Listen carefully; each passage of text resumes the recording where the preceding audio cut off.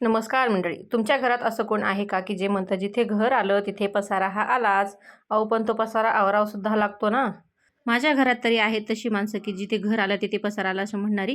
तर आज आपण पाहूयात मॉर्निंग क्लिनिंग रुटीन. तर ही गोधडी माझ्या आईने शिवलेली आहे माझ्या बाळासाठी.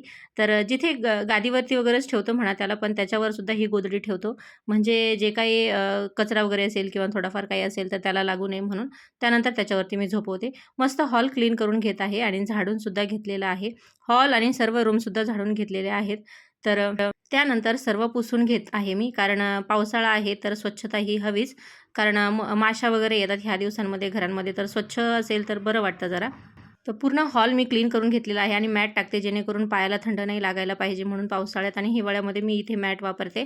त्यानंतर देवघरसुद्धा छान पुसून घेतलेलं आहे आणि पाहू शकता तुम्ही हॉल आणि देवघर किती छान आहे. हे पोतं माझ्या नंदेसाठी आणलेलं आहे. त्या रक्षाबंधनाला आल्यावर घेऊन जाणार.